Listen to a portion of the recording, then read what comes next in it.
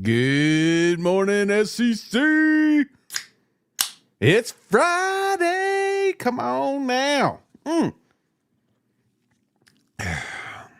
Football Eve is upon us.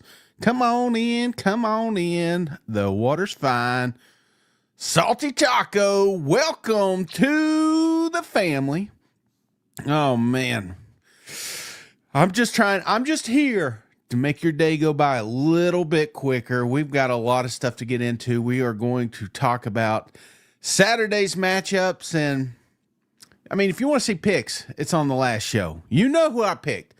But I'm going to tell you who to look out for this weekend. I feel like I know exactly who's going to exceed expectations and who's going to fail. I got the 5 studs and the 5 duds that are coming up this week. That and much, much more on this episode of SEC Hangover.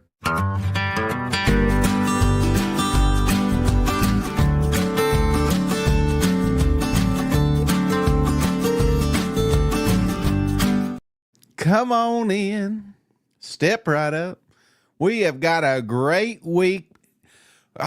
Listen, Linda. I understand it. We've all seen the up games, the games that are coming up here, and you're looking, hey, this is a little top heavy, Shane. The bottom half is going to be not as fun. I'm telling you right now, don't sleep on these games. If I've learned anything through 3 weeks is that this week is volatile. That this week anything can happen.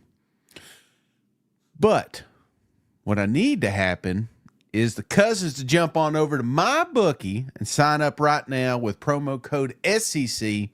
And if you're feeling pretty good, and you may feel good, and you may get these picks I'm about to run through and say, you know what, I feel even better about it, but I'm still worried about placing a wager on that team. Well, don't. If you go over to my bookie right now and use promo code SEC, you will get a free bet for up to $500. What does that mean? That means a guaranteed return if your bet goes sideways. Can't beat that. 500, you win. I mean, it doesn't have to be 500, it could be $20. You set $20 up on a bet. If you win, you keep the $20. If you lose, you get the money back. Be sure to come on over to my bookie. Tennessee Legend. I think I'm already on some of this stuff this morning. Come on, there's the king snake. If you guys get a chance, I know a lot of cousins have been over to Tennessee Legend Distillery. If you can't get to it, be sure to get to your package store. Let them know you need some of this on the shelves. And if you do, be sure to take a picture and send it to me or Mike, and we will enter you in for the Tennessee Legend of the Week. And we've got a lot of legends in the comments right now. Come on, let's good morning. Good morning, everybody. Piling in here. It's Friday. It's payday. What y'all gonna do with that check? You gonna go over to Tennessee Legend after this? JR, come on, cuz. He has gifted a membership to Always Aggies. Always welcome to the family. Courtesy of my favorite Georgia Bulldog, which is very few. Cousin JR, thank you, brother. Appreciate you. Cousin Shane, good morning. All right, let's get going. I got some stuff to do. Now, this one here, I'm going to be honest with you. Most of this is going to be game related. This came across last night. You know what they call it, doom scrolling? I'm on TikTok, and I'm just going through here, and I'm about to fall asleep. And then I come across this video. I was like, hey, this is pretty damn cool. And I thought, you know what? I'm going to share this with the cousins in the morning. This video popped up, and it was there's several teams. This guy went all out, but he said, I guess he put in his little computer, AI, what would AI do to these stadiums if they could revamp it? And I thought this was pretty cool. So here are all the SEC teams that he has debuted, but this is if AI was in control of building the stadiums for the Southeastern Conference.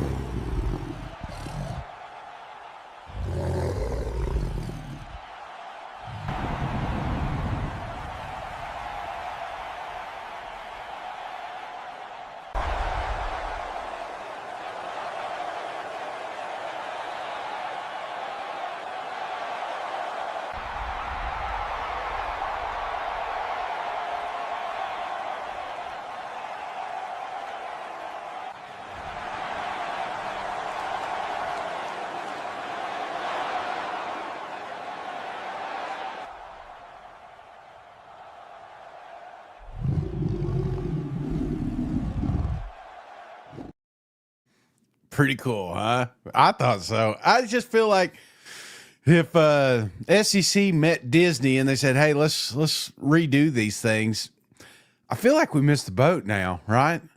Now, don't get me wrong. I'm here. The Fro Field, they're getting worked on right now. They're going to be fixing some stuff, but you think about it, it's like, man, what's that show called, or that movie where they play the guitar? It's like real extreme. Tom Hardy did it. You know what I'm talking about. They redid it with Mel Gibson, but just kind of that vibe.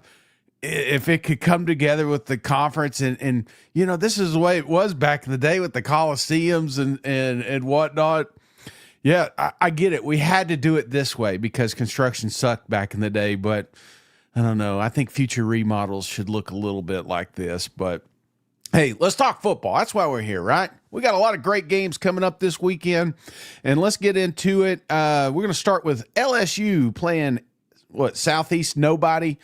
Now, this is actually going to lead to one of my studs this week. I mean, obviously, everybody should be a stud during this game, but let's not forget some of the shit that was talked about earlier this week by Coach Kelly. Post-game sessions, but what are you seeing with your offense? Stop. Really? Is that the first question? We won the game 20-10. Try another question. What do you want me to tell you? I just laid it out for you. We played the game to win the game. We played the game to win the game. All right. How about third down then? What is going on with third down? It's one game. Last game, we were great on third down. You're looking at this from the wrong perspective. LSU won the football game. Won the game. I don't know what you want from me. What do you want? You want us to win 70-0 against Florida to keep you happy? No, I think people want to know why you can't run the ball, quite honestly. We can run the ball. Did you see the last play of the game? That's all you need. You just need one. There's a ridiculous questions. And I'm getting tired of it. That football team just worked their tail off to get an SEC win, and you want to know what's wrong. You know what? You're spoiled. You're spoiled. This team is 17-1 at night. 17-1. Give them some respect. How about that? Give them some respect instead of micro-analyzing every little thing. This is ridiculous. For a group of seasoned reporters, that kind of question is so out of line. Now, Coach did come out later and apologize for those comments, but these are comments. These are conversations everyone is having right now about the LSU Tigers. Right? Ain't that crazy? After week one, we were crowning Garrett Nussmeier. We were crowning this defense. And then you paired it with two games that, yes, you won. Maybe we are spoiled. LSU sitting there 3-0, going to be 4-0. No doubt in my mind they're going to win this game. But I feel bad for those green and yellow Tigers. You know why? Because you better damn believe that the first stud of the week will be Garrett Nussmeier. They are going to consume so much offense here. This is going to be an absolute fireworks show. We're going to walk away. I told you, I said 70-0. That's probably an exaggeration, but there's no doubt in my mind that there's probably going to be at least 7 touchdowns in this game. Not all by Garrett Nussmeier, but that's typical Brian Kelly, right? You come out here, you talk about it. He's keeping receipts.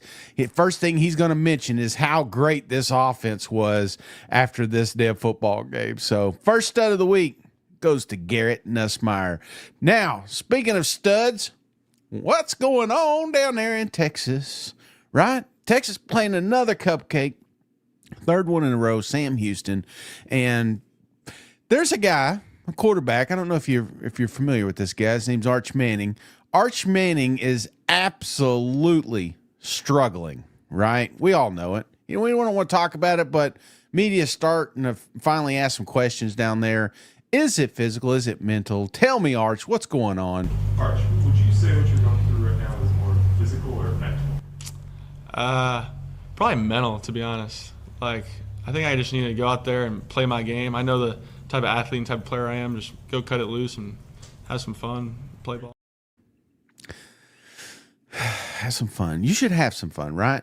We shouldn't be going into this game wondering if Arch Manning's going to finally figure things out. I mean, we got Sark getting asked questions on, is he going to get benched? I mean, they didn't come out and say it that way, but they were talking about reps with the guys behind him, you know, and then this has got to be it, right? You know, I'm out right now. So that's why I gave this week's dud to Arch Manning. Now you're saying, Shane, good Lord, Arch Manning may have 4 touchdowns in this thing. He should. It's Sam Houston, right? He should have that in the first quarter. But I've not seen anything up to this point that has crowned this as the ultimate Manning I was promised. I mean, wasn't that what we were promised? I mean, we love Peyton Manning. We love Eli Manning. But it was all about Arch. And it's been about Arch for 3 years, 4 years. I mean, shit, some of these people have been watching his recruitment since he was in the 5th grade. But then to come out here and have these top performances against UTEP, against now even San Jose, there was some great moments in that game. But I mean, if you didn't watch it, I never felt like this was a quarterback that was in total control, and that's why. And I've just got to see it. I'm at that point now. I've got to see it. I'm just not going to give you the benefit of the doubt. Texas kills this football team, but this has got to be the game that we kind of feel better about the Arch Manning situation. You know who's a good quarterback right now? Blake Shapen. Now, this is a guy that I didn't give. I don't think we talk about him enough yet. It's like we're sitting here, Mississippi State is 3-0. If I told you Mississippi State's 3-0 and has a top 25 win, you would have called me nuts. After they beat NIU this weekend, they're going to be sitting there at 4-0. Damn, are they a top 25 team? People need to be. I mean, that's a serious question. I almost wanted to put Blake Shapen on the stud list, but I've got too many other players on here. This one's a good game. I feel like this is one that we probably don't talk about because it's NIU, but trust me, there is going to be a lot of offense on this game. I would say at least 40 points of offense.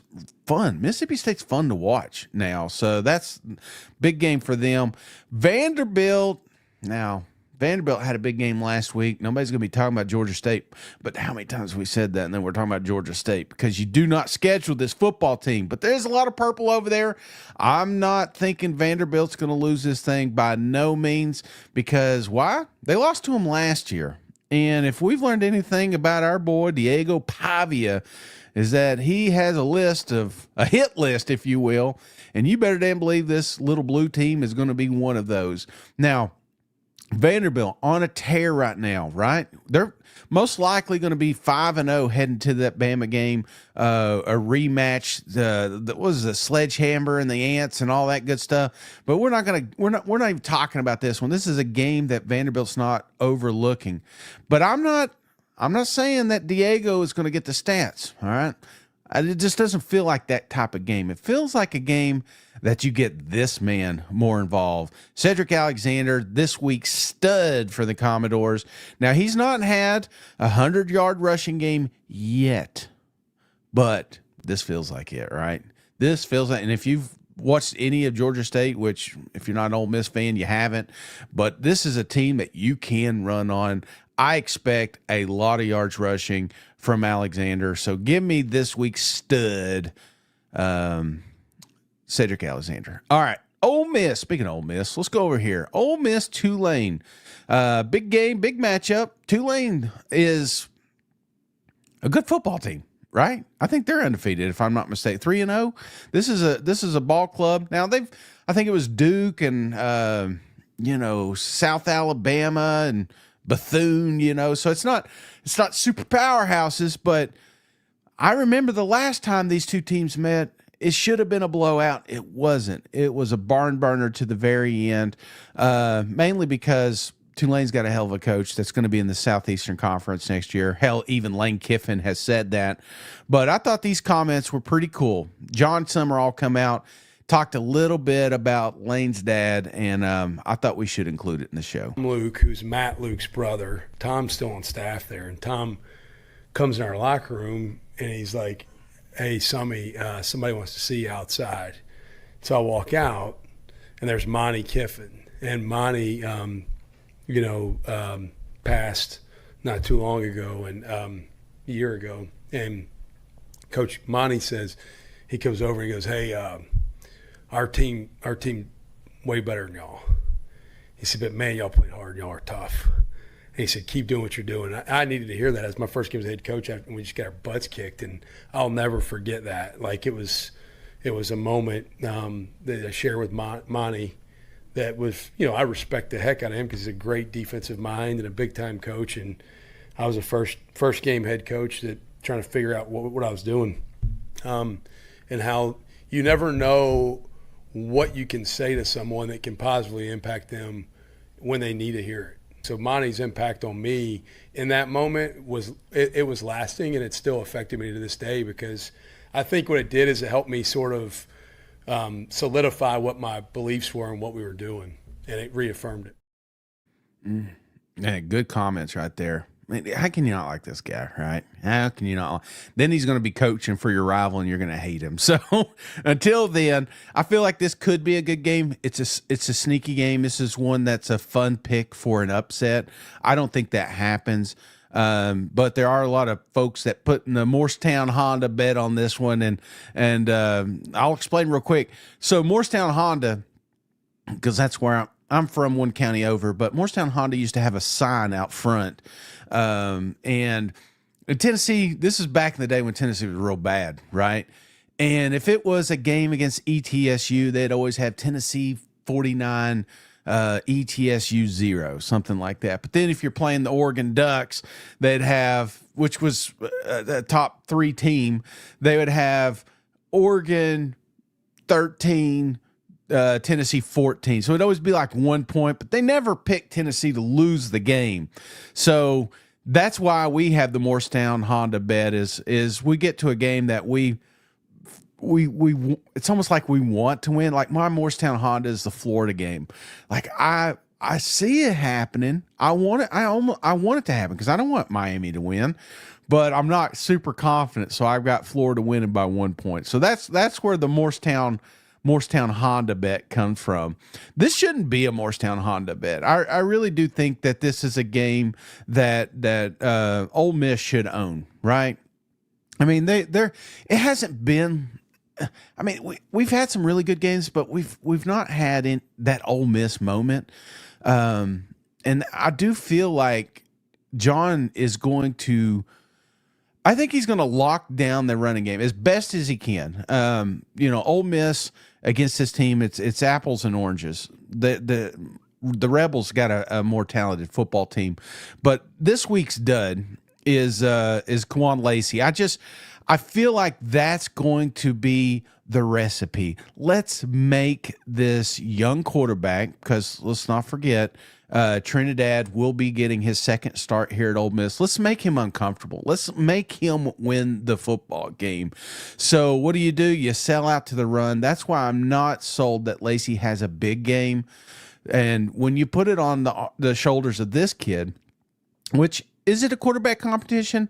I like to think so, but I don't think so after this week, because I got this week's stud going to Trinidad. I feel like, yes, you may stack the cards against him, but Trinidad is going to make you suffer. This feels like a game that we're like, you know what? Why didn't we start him week 1? Now, I may be wrong, and I like Austin Simmons. I think Austin has got a bright future ahead of him, but who gives you the best chance to win right now? There's a reason I feel like Lane Kiffin's coming out with this guy. So expect big numbers this week. Arkansas, Memphis. Man, this is a game that has a lot of pressure, right? Sam Pittman could lose his damn job after this game.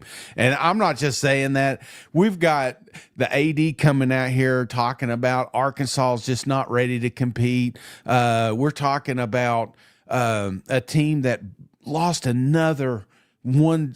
I mean, it's just piling up. And I feel like this thing has finally come to a head, and it explodes if you lose to Memphis on the road. And Memphis is a good football team. It can happen. It doesn't happen, though, because this week's stud goes to Talon Green. When you got this man on your roster, there's no reason you should lose to the Memphis Tigers. This guy is playing out of his damn mind. Statistically, I mean, look at this. He's the third leading rusher in the conference right now, 307 yards. And you pair that with his passing, I think he's fourth in the conference with passing. So Talon Green's having a day, and as long as he stays healthy, there's no reason they're going to lose to a Memphis football team. It's just like Tennessee. Tennessee got a cupcake UAB. All right. A lot of studs going to be on this game. I just didn't want to pick the whole roster because that's not fair. And then they say, Shane, you're a Tennessee homer. Well, I'd give it to Joey Aguilar probably, but honestly, I feel like we get back to the running game. So I don't know who that's like a three-headed monster back there, but two of those guys I feel like are going to have over 100 yards rushing. So not a lot of people going to be watching that Tennessee game, but a lot of people will be watching this one right here. Auburn, Oklahoma. I'm coming back. He's coming back home. You know who I'm talking about. Jackson Arnold. That's going to be the storyline, right? I don't necessarily think it should be the storyline because this is two good football teams right now that are looking to take that next step. And is it going to be Oklahoma? Is it going to be Auburn? I mean, seriously, we've had tons of success this season, but I feel like one of these teams, whoever loses this game, takes a massive step backwards. So it feels to me like whoever loses has like the implications of losing this game is so much more than winning.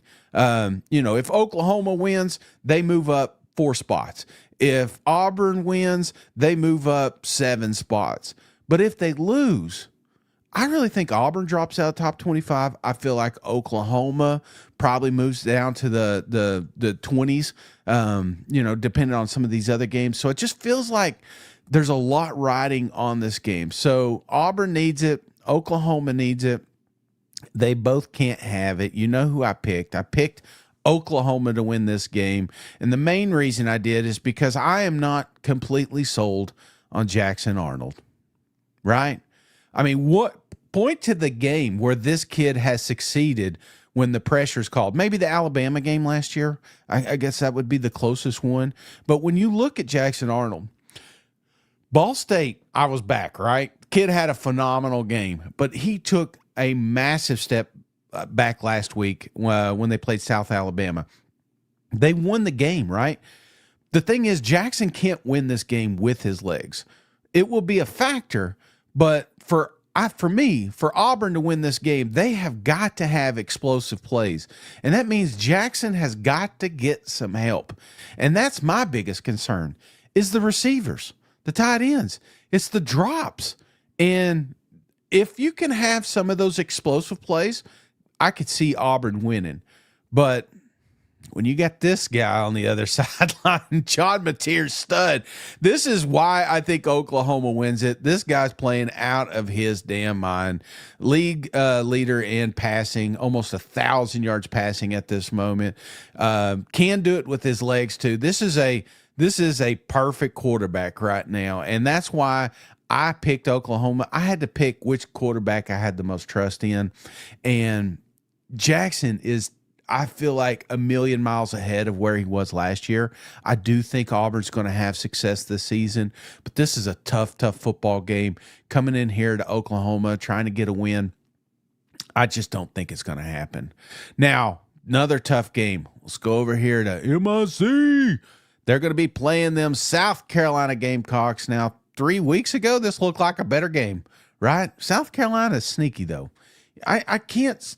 We always do this overreaction. There's a bad game or the team sucks, right? South Carolina got their ass kicked by Vanderbilt. Well, they suck. Let's move on. Even the fans have folded up. A lot of them aren't even in here. So we've got some great cousins. And you know what? If you need a week to get over it, that's fine. But you know how you get them back in here? You come in to Columbia, Missouri, and you get a win. Can it happen? Absolutely. Why? Because you got the dude Lenora Sellers, the one that we were all talking about in the offseason as potentially winning a Heisman. South Carolina's back, right? They're going to make the college football playoffs. If they do it, it's because of this guy. But Lenore's has really been struggling, you know? I mean, not just him. This entire offense has been absolutely abysmal, embarrassing. It's not the same product we saw last year, and I feel like that's why South Carolina fans are pissed, and they should be, because I thought South Carolina had excellent special teams, a fantastic defense, and an explosive offense. That's how you summed up South Carolina at the end of the year last year, and it's like we're not even near that. I mean, we even went out here and got some new running backs and thought everything was going to be fine. But you know who's hitting into all gears? Missouri Tigers. They're playing out of their damn mind. Now, I didn't put Ahmad Hardy as a stud because I feel like that's got to be how South Carolina wins this one, is loading up that box, making sure that Hardy and company do not get any yards, right? Rumors, Bo Prabula's broke his hand, right? I don't think that's true, but I do think that if Missouri wins this game, it's got to be because of our boy Bo, because South Carolina, don't let last week fool you. All right. I feel like South Carolina's got a better football team than that score at Vanderbilt shows, but I do got to give some duds out. And until I see it, just like Arch Manning, I'm going to say Lenore Sellers will be yet again another dud. Do you think he's going to come out here and then all of a sudden throw for 300 yards, run for over 100 yards? I don't. You know, coach has been asked all week, you know, about a conspiracy about letting Lenore run. This is a guy that has to take it to the next level, but more importantly, the coaches have got to put him in the spot to do it. And so I'm deducting a few points till Shula shows me he can coach some damn offense. Florida, Miami. Whoa, game of the week, right? This one here, I've got to pick a stud. I got to pick a dud. I ain't even keeping up anymore. But I'm going to tell you right now, when your coach is getting asked questions like this, it really makes it tough to pick a stud. You experience, is there any thought about giving elevator reps, whether in practice or in a game, to someone like Aiden Warner or Harrison Bailey? Say that one more time. Given the need for experience, is there any thought to maybe give more first-team practice reps? So give the third and the fourth guy reps? Do you think that the value of experience would help in that regard? Aiden has more experience than DJ? No, he doesn't. And I think you'd probably be hard-pressed to add up Harrison's reps, and they'd probably be less than DJ. So that's not a very good question. Tramel Jones is the backup quarterback. All right, let's focus on what we can do from a technical perspective to help the kid play better, okay? Next question. Right. This is my Morristown Honda. I got Florida winning this game, but I am not confident. Why? Because Miami is playing out of their damn mind. And we have a reference point. You know that loss in week 2 against South Florida? You know who didn't lose to South Florida? Who destroyed South Florida? Miami. All right? Miami has got some very impressive wins. And a lot of that has to be with the defense, you know, because you look at them, they are just shutting down the running game. So I worry about Ball. I worry about DJ. I do think I'm not just saying this because I'm an SEC homer. I really do think that the Florida Gators have an opportunity to shock some folks this weekend, because DJ, he's been saying it all week. Billy's been saying it. We're this close. And I know it's lip service, but if you're watching the Florida game and you're seeing some of these plays and some of these performances, you're just like, man, if this would have happened, how many times we said, if this would have happened, that would have been a touchdown. If this would have happened, that wouldn't have been a touchdown. I feel like that's what we keep doing with the Florida Gators. And so, yes, I know they're probably going to lose this football game. They're probably going to start 1-3. There's a chance Billy gets fired. Mike doesn't think so, but it could happen. I think DJ Lagway will be a dud this week. I'm not expecting him to win any games. I mean, when you come off an LSU game where you got 5 interceptions, listen, Miami's not a tough place to play, but it can be. if you're behind the 8 ball. So I think Florida Gators win this game, but it won't be because of the quarterback. It's going to have to be because of the defense. It's going to have to be about the running game, even though I just told you how tough it is to run. We got to get ball involved. This one has got to be one of those games that you just play keep away from Carson Beck, and it's going to be exciting. Man, we got so many good games. So tomorrow we're loaded.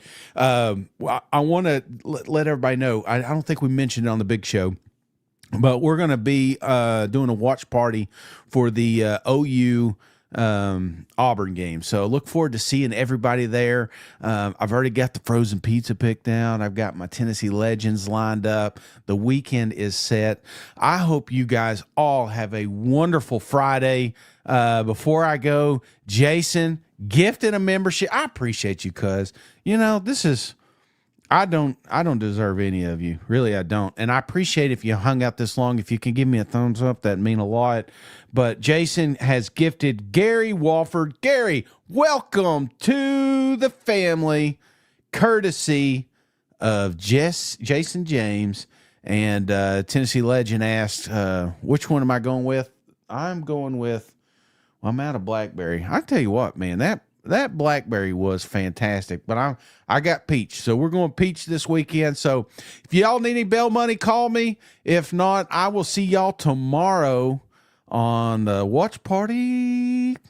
All right. Terrible ending. Love y'all. Bye. Hey, buddy, this beer's for you, Mike, and Cousin Shane. That SEC podcast loves the Pirate, and the Pirate loves that SEC podcast. Hail State.